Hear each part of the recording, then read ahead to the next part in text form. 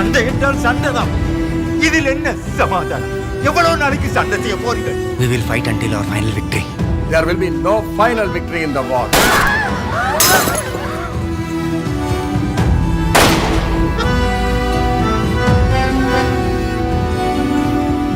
முதல்ல இந்த இரவை எப்படி எதிர்கொள்றேன்னு யோசிப்பான்.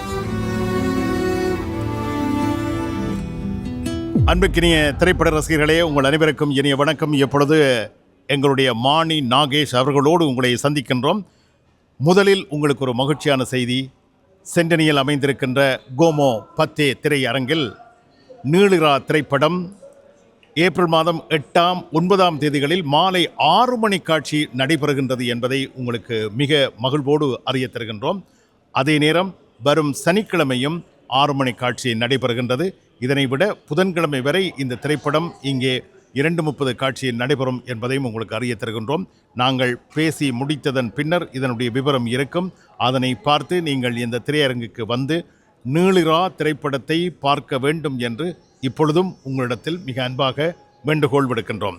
வணக்கம் நாகேஷ் அவர்களே. வணக்கம் ராஜன்.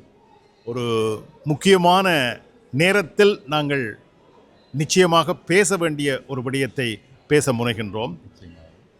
இந்த நீளிரா திரைப்படம் என்பது எங்கள் கதை என்பதில் எந்த விதமான சந்தேகமும் இல்லை. ஆனால் எங்கள் கதையை நாங்கள் திரையில் பார்க்க வேண்டும். நிச்சயமாக இந்த நீளிரா திரையில் பார்ப்பதைத்தான் நீங்கள் அதுக்கான உண்மையான அந்த திருப்தி அடைவீர்கள். இதுக்கு முதல் நான் ஒன்றை கூற விரும்புகின்றேன். இந்த திரைப்படத்தின் இயக்குனர் குறித்து நான் ஒரு நினைவை பகிர்ந்து கொள்ள விரும்புகிறேன்.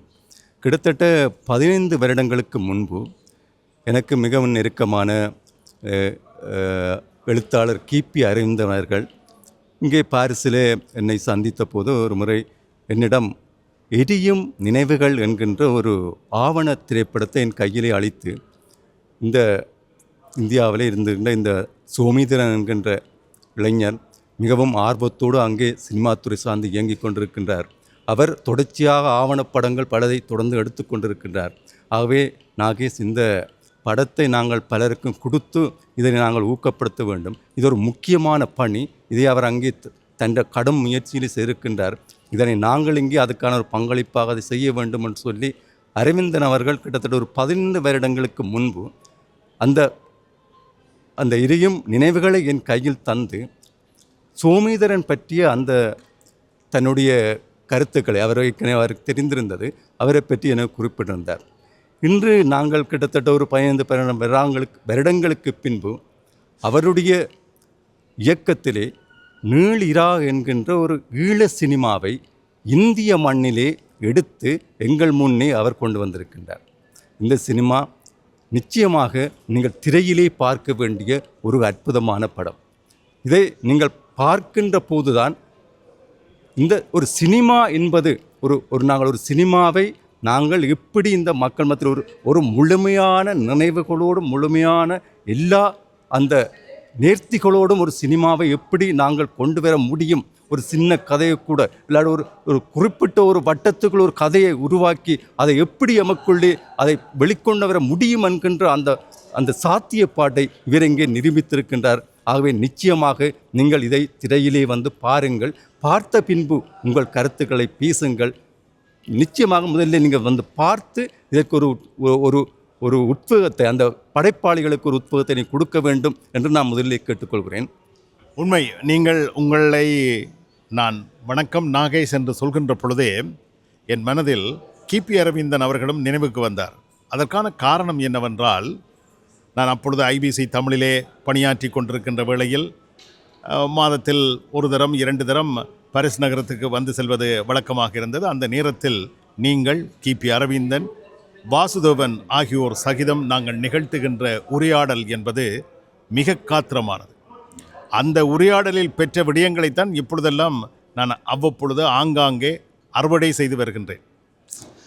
அந்த மாபெரும் எங்களுடைய இலக்கியவாதி, உழைப்பாளி, முற்போக்குவாதி, தீவிர இடதுசாரி, இப்படியெல்லாம் நாங்கள் வர்ணிக்கக்கூடிய கிபி அரவிந்தன் அவர்கள் எங்கள் அருகில் இருக்கின்றார் என்பது போன்ற நினைவோடு இந்த உரையாடல் நகர்கின்றது. அவர் இயக்குனர் சோமிதரன் அவர்கள் பற்றி தந்த தகவலை நீங்கள் முதலில் கூறியிருக்கின்றீர்கள். நீளிரா திரைப்படத்தை எங்களுடைய மக்கள் பார்க்க வேண்டும் என்று நாங்கள் பிரச்சாரம் செய்கின்றோம். அதாவது நான் எப்பொழுதும் கூறுகின்ற ஒரு விடயம், நாங்கள் மட்டும்தான் எங்கள் திரைப்படத்திற்கு வாருங்கள் வாருங்கள் என்று மக்களை அழைக்க வேண்டிய அந்த நிலைமை தொடர்ந்து கொண்டிருக்கின்றது. அந்த நிலைமையை மக்கள் மாற்ற வேண்டும்.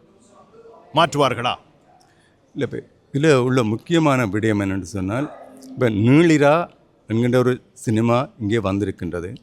ஆனால் இந்த படம் குறித்தான ஒரு தெரிதல், அதை பற்றியதான ஒரு விளக்கம் வந்து உண்மையிலே மக்களுக்கு தெரியாது. இந்த நீளிரா என்ன பேசுகின்றது என்று சொல்லி வெளியில் அந்த மக்களுக்கு ஒரு தெரிய வருகின்ற போது, அது வந்து இது எங்களை பற்றித்தான் இந்த படம் பேசுகின்றது, அது எங்களுடைய கதையைத்தான் இந்த குறித்துத்தான் இவர்கள் பேசுகிறார்கள் என்கின்ற ஒரு விஷயம் வந்து வெளியிலே பேசப்படுகின்ற போது, நான் நினைக்கிறேன் அடுத்தடுத்து இந்த படத்துக்கான ஒரு வரவேற்பும் அந்த மக்கள் அதை நோக்கி வருவதற்கான வாய்ப்பு உண்டு. அப்போ நாங்கள் அந்த மக்களை குறை கூறுவதை என்பதை தாண்டி இந்த படம் இது உங்களுக்கான படம் என்கின்றதை வந்து நாங்கள் அது இந்த உரையாடல்கள் மூலம் மக்களுடைய தொடர்பாடல்கள் மூலமாக அது தெரிய வரும். இப்போ தெரிய வரும்போது நிச்சயமாக நான் அந்த மக்கள் இந்த படத்தை தேடி வருவார்கள். நிச்சயமாக இன்று இட்டவரையிலும் நான் நினைக்கிறேன் இந்த நீளிரா படம் வந்த பின்னர் நாங்கள் இணையதளங்களையோ அல்லது பலருடைய கருத்துக்களை கேட்கின்ற போது, இல்லை அவருடைய பதிவுகளை பார்க்கின்ற போது, இப்படம் குறித்தான எல்லோரும் தங்களுடைய ஆச்சரியங்களை தான் வெளிப்படுத்தி கொண்டு வருகிறார். இதனுடைய சிறப்புகளை, இது ஒரு தங்கள் இதுவரை நாங்கள் இப்படியான ஒரு சினிமா, ஈழத்து சினிமாவை, ஒரு ஈழ அடையாள சினிமாவை நாங்கள் இப்படி தரிசிக்கவில்லை என்ற அளவுக்கு பலரும் இன்றைக்கு இணையதளங்களில் எழுதி கொண்டு வருகின்றார்கள்.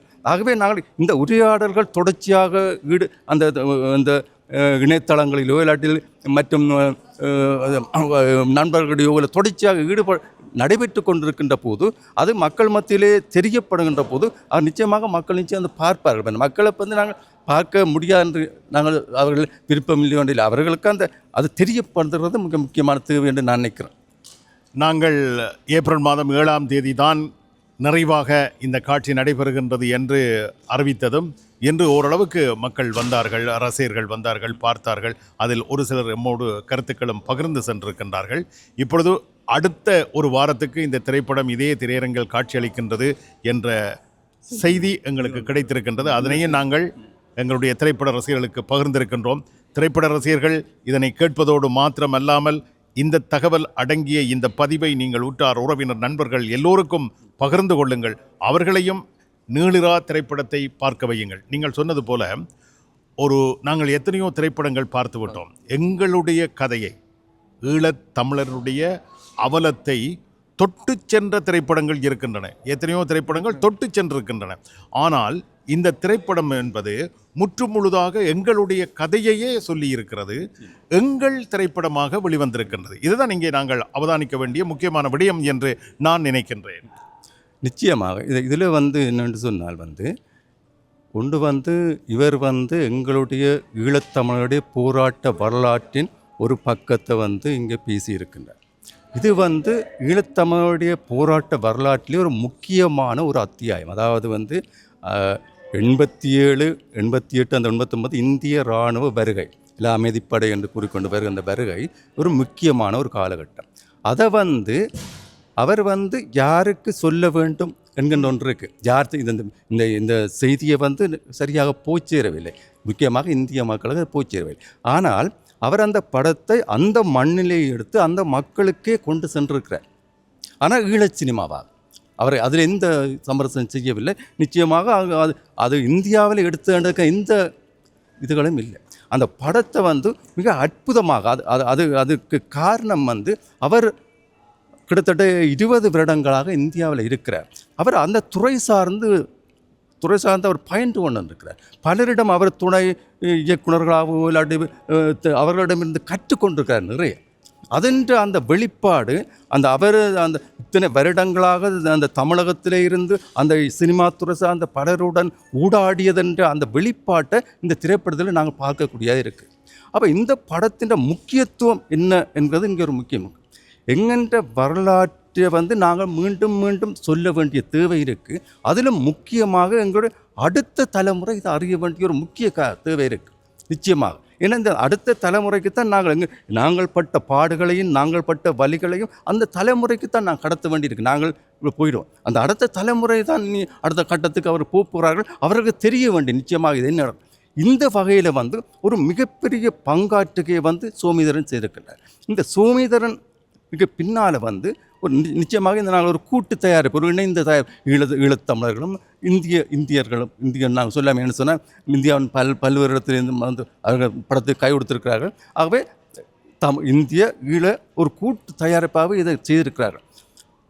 அதில் அவருடைய வெற்றி என்னவென்று சொன்னால், அந்த படத்தை இந்திய அமைதிப்படை காலத்து அந்த நிகழ்வை படமாக்கி அந்த மண்ணிலேயே அந்த படத்தை எடுத்து அங்கே அவர்களுடைய எந்த விதமான தணிக்கையோ எந்தவித பிரச்சனையோ அந்த படத்தை முழுமையாக வெளிக்கொண்டு வந்திருக்கு. அதுதான் அவருடைய வெற்றியை நினைக்கிறேன். இன்றைக்கு இந்த படம் கொடுத்து அங்கே இந்த படம் வந்த பின்னர் பலரும் பேசுகிறார். அது பலருன்னு சொன்னால் நாங்கள் இதுவரைக்கும் நான் நினைக்கிறேன் ஒரு ஈழ சினிமாவுக்கு இப்படியாக தமிழக சூழலில் பலரும் முன்வந்து பேசினார்களான்னு எனக்கு தெரியலை. இன்றைக்கு சூர்யா பேசுகிறார், சுதா கங்காதரா பேசுகிறார், சிலர் எங்களுக்கு ஆதரவான தளத்தில் உள்ளவர் பேசுகிறான்ற இயல்பு. அதுக்கு அப்பால் எல்லாம் பலர் பேசுகிறார்கள் இந்த படத்தை பற்றி. இது நிச்சயம் பார்க்க வேண்டிய படம், இது ஒரு இப்படியான படங்கள் தொடர்ந்து வர வேண்டும் என்று சொல்லி நிறைய கதைச்சு கொண்டிருக்கிறார். அப்படி என்றால் இதுக்கு பின்னால் அவருடைய உழைப்பு என்பது மிகவும் முக்கியமான ஒன்றாக இருக்குது.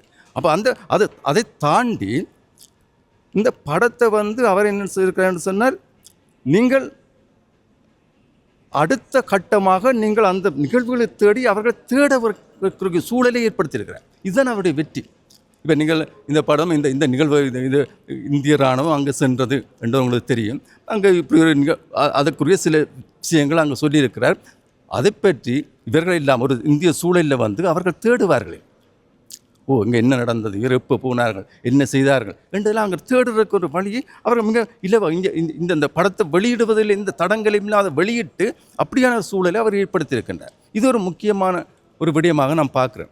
மற்றது இந்த சினிமா உண்மையிலேயே நீங்கள் ஏற்கனவே இதை பற்றி பேசியிருக்கிறீர்கள். பாலுமகேந்திராவிலே அவர் அவரோடு சேர்ந்து பணியாற்றியிருக்கின்றார். அவர் குறிப்பிட்டதாக சொல்கிறார், நீங்கள் சொல்லியிருக்கின்றீர்கள். அவருடைய உன்னுடைய முதலாவது படத்தை நீ ஒரு ஈழ சினிமாவை எடுக்க வேண்டும் என்று ஒரு தன்னுடைய அவாவை அவருக்கு சோமேதரனுக்கு சொல்லியிருக்கின்றார். கிட்டத்தட்ட அந்த ஒரு அவருடைய அந்த ஆத்ம திருப்திக்கான ஒரு படைப்பாகவே தன்னுடைய முதல் படைப்பை உருவாக்கி இருக்கிறான்னு நிச்சயமாக கொள்ளலாம். இந்த படத்தில் ஒரு இந்திய இராணுவ காலகட்டத்தை ஒரு பார்வையாளனுக்கு முன்னாலே அவர் கொண்டு நிறுத்தி இருக்கிறார். அதுதான் நீங்கள் அதாவது ஓரிரு நாட்கள் ஒரு இரவு, முக்கியமாக அந்த இரவு பொழுதுக்குள்ளே ஒரு இந்திய இராணுவ காலகட்டத்தை நாங்கள் தரிசிக்கிறோம். நாங்கள் அங்கே ஒன்றும் அங்கே பெரிய சண்டைகள் நடக்கல, துப்பாக்கி நடக்கல, கொலைகள் நடக்கல, கொள்ளைகள், இந்த இது ரத்தங்கள் சிதறல இல்லை. ஆனால் நாங்கள் எல்லா நினைவுகளையும் நோக்கி போகிறோம். அங்கே இதுதான் அவற்றை வெற்றி. இதுதான் அந்த இயக்குனர் அந்த மிகப்பெரிய வெற்றி. அதுதான் அதையும் அந்த சினிமாவுக்கான அனைத்து அம்சங்களையும் மிக சிறப்பாக கையாண்டு அந்த பணியை அவர் செய்திருக்கின்றார். இங்கே நாங்கள் அந்த ஒவ்வொரு காட்சியையும் மிக நுணுக்கமாக மிக அவதானமாக செதுக்கி இருக்கின்றார். அந்த ஒவ்வொரு காட்சிக்குள்ளும் அங்கே அது ஒரு செய்தியை சொல்லி கொண்டிருக்கு. ஆனால் வெளியே தெரியும். இப்போ நாங்கள் இங்கே சிலருக்கு சொல்கிறார்கள் சொன்னால், இது இந்தியாவினுடைய அமைதிப்படனுடைய நிறைய விஷயங்களை இது சொல்லவில்லை என்கின்ற ஒரு கருத்து வருது. இல்லாட்டி அவர்களை இராணுவத்தை நல்லவர்களாக காட்டினார்கள் என்ற கருத்து வருது. ஆனால் இது நீங்கள் ஒரு அவர்களுடைய கருத்தாக இருக்கலாம். ஆனால் இந்த படத்தை நீங்கள் கூர்ந்து அவர்கள் அவதானிக்கின்ற போது தான், ஒவ்வொரு காட்சிகளையும் நுணுக்கமாக பார்க்கின்ற போது தான் ஒவ்வொரு காட்சிக்குள்ளாலையும் பல்வேறு விஷயங்கள் விரிவதை நீங்கள் அவதானிக்க முடியும். நிச்சயமாக நீங்கள் அந்த விடயத்துக்கு நீங்கள் வந்துவிட்டீர்கள். ஏனென்றால் என்னோடும் ஒரு சிலர் பேசியிருக்கின்றார்கள், இதிலே இந்திய இராணுவத்தை நல்லவர்களாக காட்டியிருக்கின்றார்களே என்று. அதாவது திருமணம் நடைபெறப் போகின்றது, அந்த வீட்டுக்குள் இராணுவம் நுழைவதே ஆக்கிரமிப்பு தானே. அந்த ஆக்கிரமிப்பு நடைபெறுகின்ற பொழுது பெண்கள் எல்லாம் ஒன்றுக்கு பல ஆடைகளை எடுத்து அவர்கள் அணிந்து கொள்கின்றார்கள். அது இன்னொரு கருத்து கூறலாக இருக்கிறது. அதாவது இப்போ நீங்கள் சொன்ன அந்த விடயம் இருக்குல்ல, இராணுவத்தை நல்லதாக சிறப்பாக, அது அங்கே பிரச்சனை. அந்த களத்தில் அந்த இடத்துல ஒரு இராணுவ குழு, இந்திய இராணுவ குழுக்கு ஒரு கேப்டன் வர்றான். அந்த கேப்டன் அந்த இடத்துல அந்த நிலைமைக்கேற்றபடி எடுக்கிற முடிவு அந்த விஷயம் அதில் அவன் ஒரு மனச்சாட்சி உள்ள இராணுவமாக இருக்கலாம். அவர் அப்படி இருந்திருக்கிறார், அது இல்லையண்டா இல்லை. விடுதலை புலிகள் காலத்தில் கூட சிங்கள இராணுவத்தை நல்லவர்களாக காட்டிய படங்கள் வந்திருக்கு. இப்போ நான் இங்கே குறிப்பிடுவதாக இருந்தால் யாருக்காக ஒன்று படத்தை நான் எடுத்து பார்த்தோம்னால் அங்கே சிங்கள ஒரு இராணுவத்தை அவர்கள் ஒரு நல்லவராக காட்டுறார் இந்த மதத்தை. அதுக்காண்டி அவர்கள் சிங்களம் எல்லாம் காட்டிப்பட்டார்னு சொல்ல முடியாது. இங்கே அந்த குழுவில், அதாவது 3 குழுக்கள் வருகுது, இந்திய இராணுவ குழுக்கள் வருகுது. அந்த குழுவில் ஒரு குழுக்கு கேப்டனாக என்பாரார். இவர் வர்ற போது அவர் அந்த சூழ்நிலைக்கேற்ப சில நடவடிக்கைகள் எடுக்கிறார். இப்போ அதில் அவனுக்கு ஒரு கட்டுப்பாடு இருக்கும். நீங்கள் மக்களை கொல்வது என்பது அது மேலிடத்து உத்தரவாக இருக்கணும். அப்போ அதில் தவிர்க்க பார்க்குறார். மற்றபடி அவர் இதில் அந்த மக்களை காப்பாற்றிக்கிறது மட்டுமல்லாமல் அந்த மக்கள் தான் தங்களுடைய காப்புரிமை இருக்கிறார்கள். அப்போ அதுலேயும் அவர் இருக்கிறார். அந்த மக்கள் தான் கடைசி வரைக்கும் அவரை காப்பாற்ற வேண்டியதாக இருக்குது. அப்போ அவர் அது அப்படியான ஒரு நகரில் ஒரு இராணுவ கேப்டனுக்கான வேலையை செய்கிறார். அதை தாண்டி நாங்கள் இந்திய வரலாற்றில் நாங்கள் இவ்வளோ செய்தி கேட்டிருக்கிறோம். நாங்கள் இந்திய இராணுவம் எங்களுக்கு எவ்வளோ உதவி செய்திருக்கு, வந்த புதுசில் நிறைய உதவி. இது இராணுவ பிரச்சனை இல்லை, ஒரு அரச இயந்திரங்களுடைய ஓடரை அது கூட நிறைவேற்றுறவர்கள் தான் அந்த போர் வீரர்கள். அவங்க எல்லாருக்கும் எல்லா மனிதர்களும் இருப்பார்கள். ஆகவே இது அவங்க பிரச்சனை. அந்த இராணுவ குழுக்குள்ளே மிக மோசமான இராணுவம் இருக்கிறானாங்க. அதுக்கு முதலே அங்கே காட்டப்பட்டு விட்டது. இந்திய இராணுவங்கள் அந்த செக் பண்ணுற இடங்கள் அவர்களுடைய கோர முகம் இல்லாட்டி அவர்களுடைய அடாவடிகளை காட்டுறாங்க. இப்படி அவங்கள நடந்து கொள்கிற விதங்கள் தெரியப்படுது.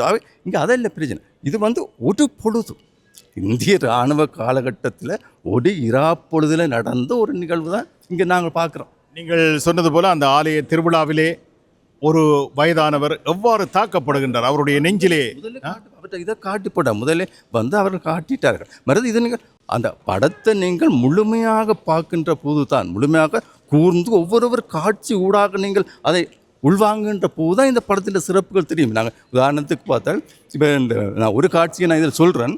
அந்த ஆஸ்பத்திரி படுகொலை, நாங்கள் அமைதிப்படைன்றதும் எங்களுக்குள்ளே என்ன விரதம் அதாவது அமைதிப்படை செய்த மிக மிக மோசமான சர்வதேச சட்டங்களெல்லாம் மீறி மேற்கொண்ட விஷயம் யாழ் வைத்தியசாலை படுகொலை. அங்கே அந்த யாழ் வைத்தியசாலை பணியாற்றிய ஒரு பெண், அங்கே அவன் இன்னும் ஒரு டாக்டர் அவர் இயக்கத்துக்கு போகிறார். அந்த பெண் கிட்டத்தட்ட புத்தி சுதாரணமாக ஒரு தனி அறையில் இருக்குது. அங்கே இருக்கின்ற போது அங்கே அவர் ஒரு மருத்துவ கருவி தொங்கி கொண்டிருக்கு.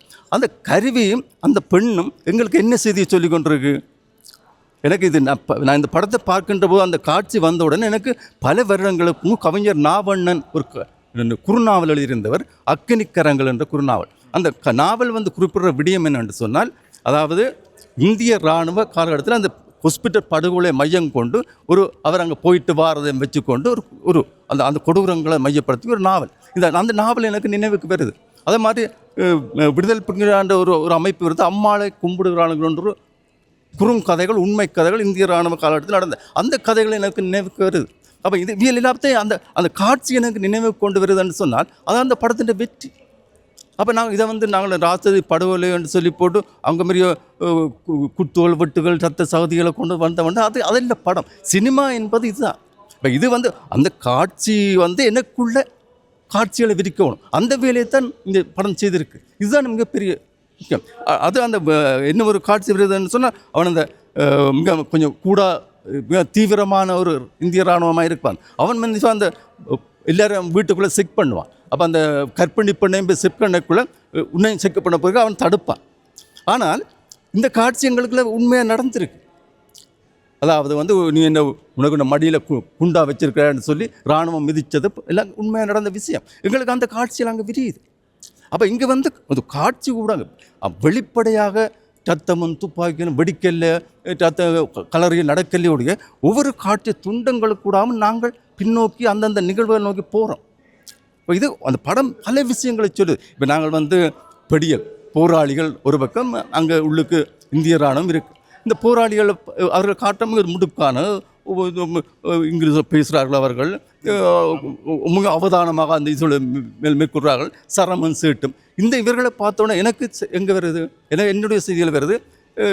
விடுதலை புலிகளை இவர்கள் அங்கே தலைவரை வைத்து விரட்டுகின்ற போது அவர் சொல்கிறார், டிக்சிட் அன்பது இராணுவ தளபதி அந்த டிக்சிட் சொல்கிறார் என்று சொன்னால், அதாவது உங்களுடைய 100 சாரம் கட்டிய படியங்களை என்னுடைய சுங்கான் 10:30 நான் அழித்து விடுவேன்னு சொல்கிறார். எனக்கு அந்த அந்த நினைவுகள்லாம் வருது. அந்த சாரங்கட்டிய பொடியங்களால் அங்கே 2 டீமை அவங்க வெண்டிட்டாங்க. அங்கே அதில் 3 டீம் வெளிக்கிட்டது, 2 டீமை முடிச்சிட்டாங்க. இங்கே 3வது டீம் தான் ஆகப்பட்டிருக்கு. இதே வரையில் அந்த சாரங்கட்டிய பொடிகளை நான் பார்த்து எனக்கு நினைவு வருதார். திக்ஸு தான் வருது, சொன்ன வார்த்தைகள் வருது. அப்போ இந்த காட்சிகளுக்கு கூடாகத்தான் இது விரிஞ்சொண்டு போகும். நீங்கள் காட்சிகளை அந்த காட்சிகளுக்கு கூடாகத்தான் நாங்கள் பின்னோக்கி நாங்கள் அதை பார்க்குறோம், தேடணும். அப்போ நாங்கள் ஒரு வெளிமையான ஒரு பெரும் ஒரு பொதுமையாக அதை பார்த்துக்கொண்டு நாங்கள் போகலாம். இந்த படம் இதுதான், சினிமா என்பது இதுதான். அது சொல்லாமல் ஆனால் உங்களுக்குள்ள அந்த செய்திகளை கடத்தி கொண்டே இருக்கும். அந்த பணியை மிக அற்புதமாக செய்திருக்கிறார். அதன் அனைத்துமே ஒலிப்பது, அதுவும் எங்களுடைய ஒரு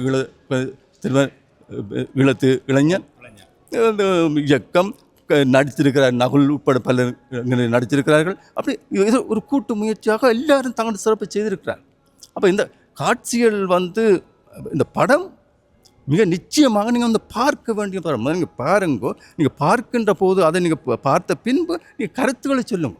ஒவ்வொருவருக்கும் ஒவ்வொரு கருத்து இருக்கும். ஆனால் நீங்கள் நிச்சயம் பார்க்க வேண்டிய படம் என்பது மிக முக்கியம். இப்போ நான் எங்கட படியன் வாகீசன் பாடியிருக்கிறார் பாடல் ஒன்று.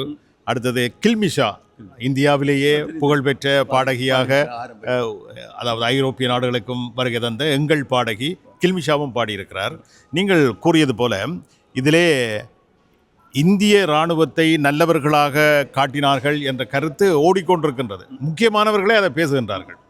ஆனால் நேற்று ஒருவரை, அதாவது நாங்கள் இப்பொழுது பேசிக்கொண்டிருப்பது ஏப்ரல் மாதம் 7ஆம் தேதி, நான் ஏப்ரல் மாதம் 6ஆம் தேதி இந்த திரைப்படத்தை பார்த்துவிட்டு சென்ற வேளையில் ஒரு வர்த்தக நண்பர், அவருடைய பெயரை சொல்லலாம் தான், இருந்தாலும் அதை விட்டுவிடுவோம், அந்த நண்பரை சந்தித்து பேசிக்கொண்டிருக்கின்ற பொழுது அவரே சொன்னார், என்ன எல்லோரும் இந்திய ஆர்மியை நல்லாக காட்டுவதாக அந்த படத்தை பற்றி சொல்கிறார்களே, அது உண்மையான்னு சொன்னார். நான் அந்த காட்சியை பற்றி சொன்னேன்.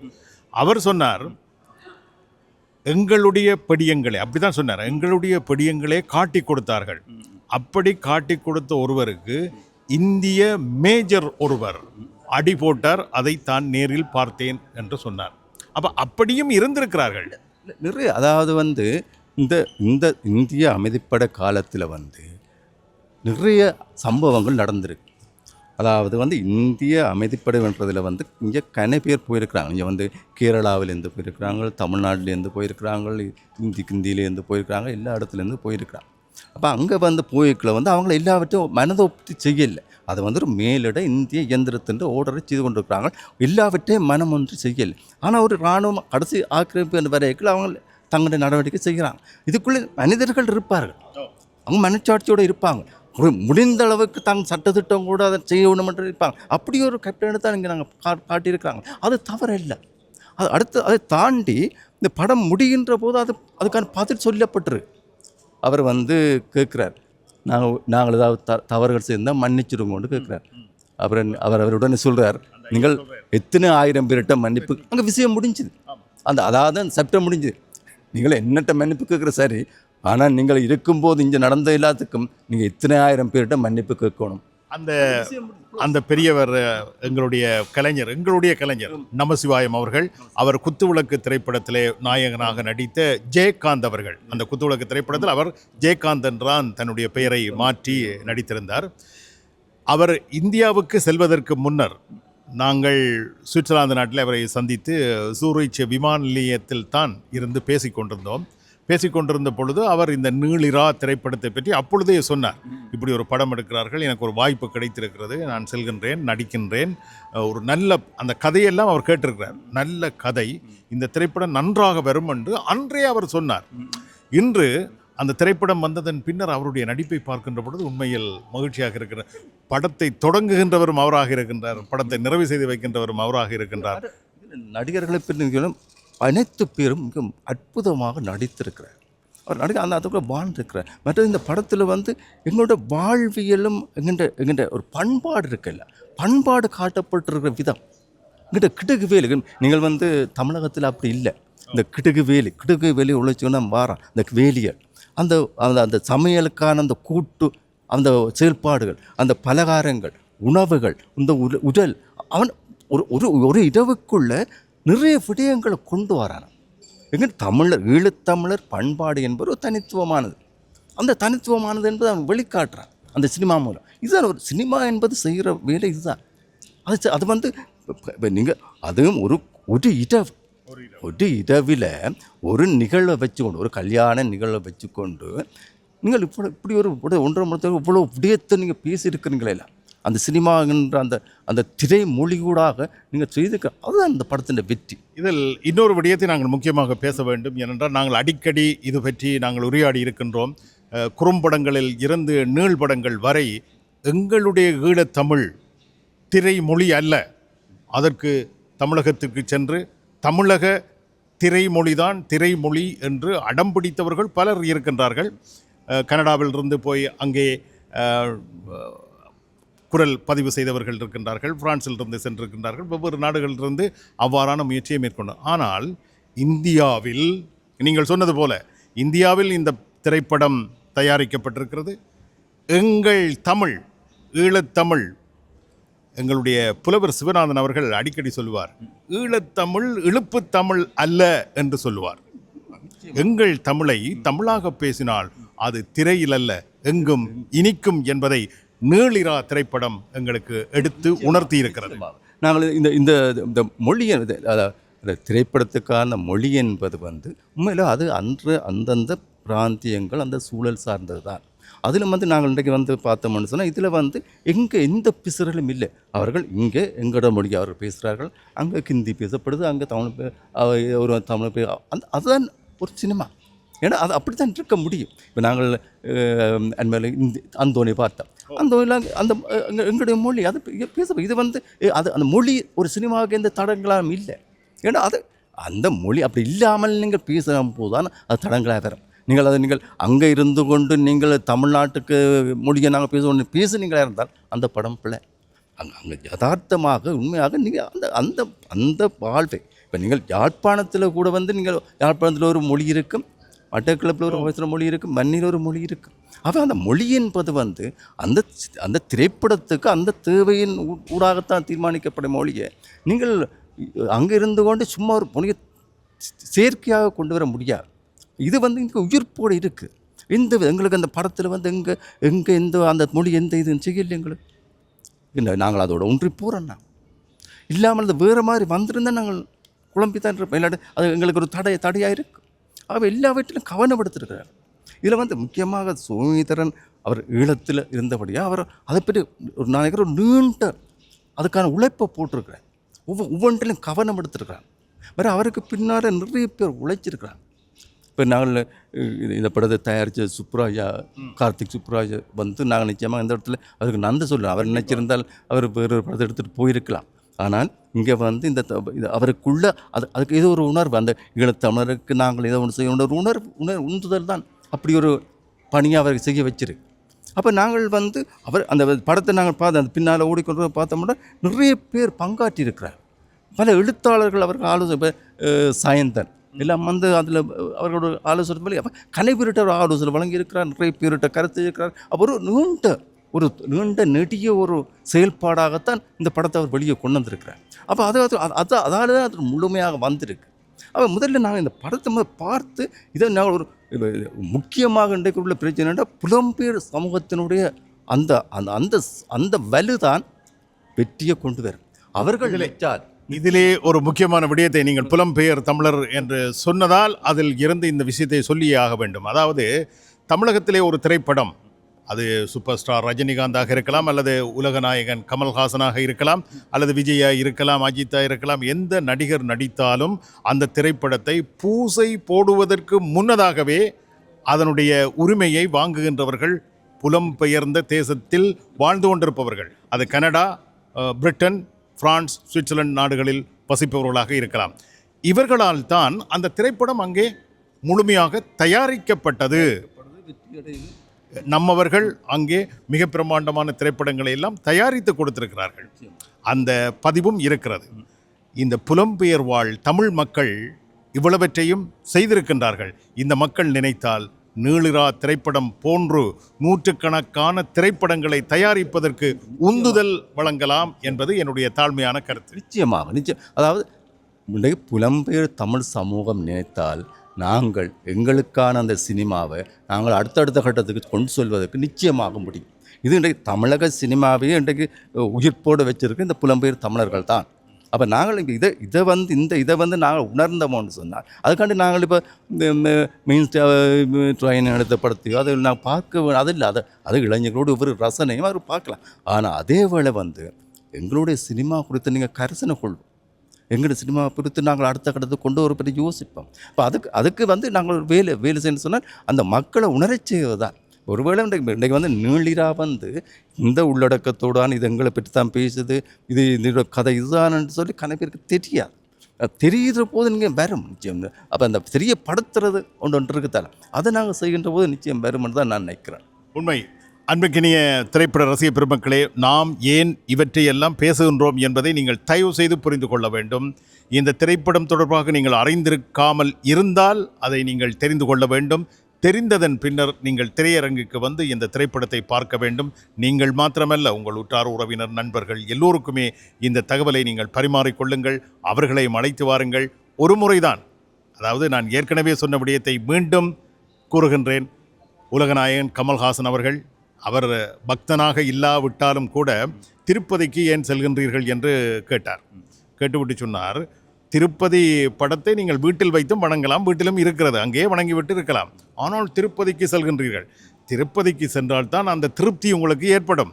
அதுபோல திரைப்படத்தை திரையரங்கில் பார்த்தால்தான் திருப்தி ஏற்படும்.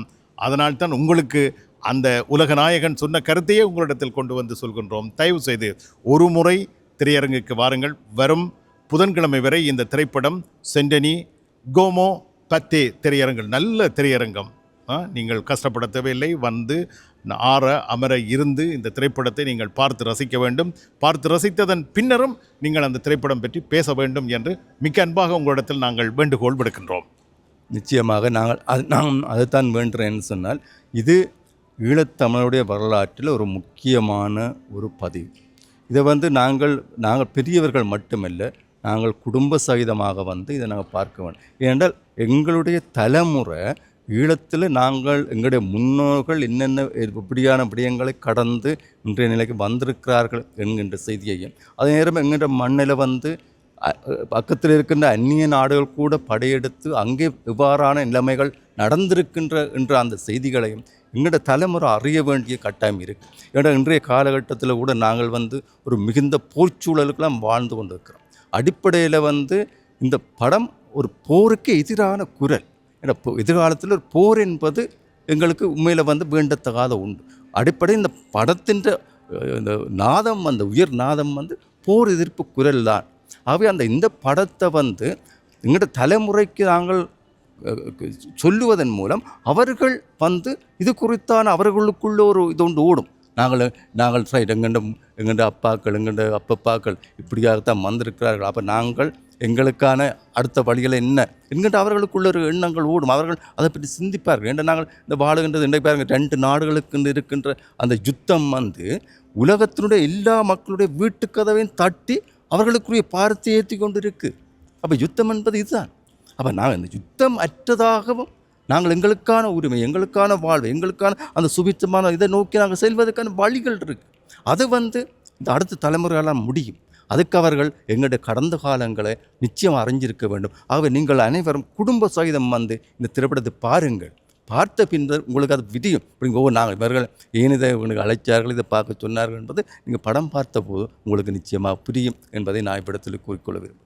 நல்லது, மிக்க நன்றி நாகேஷ் அவர்களே. அதாவது நாகேஷ் அவர்கள் பணி நிறைவு பெற்றதன் பின்னர் இந்த கருத்துக்களை பகிர்ந்து கொள்ள வேண்டும் என்று நாங்கள் விடுத்த வேண்டுகோளை ஏற்று திரை அரங்குக்கே வருகை தந்து திரையரங்கில் இருந்தே நாங்கள் இதனை பேசிக்கொண்டோம்.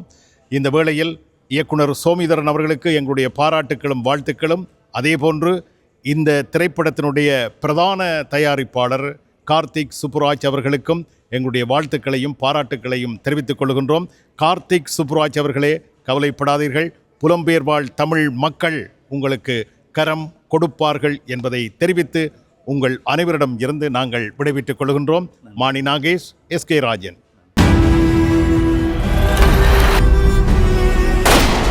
சண்டை என்றால் சண்டைதான். இதில் என்ன சமாதானம்? எவ்வளவு நாளைக்கு சண்டை செய்ய போறீர்கள்? We will fight until our final victory. There will be no final victory in the war.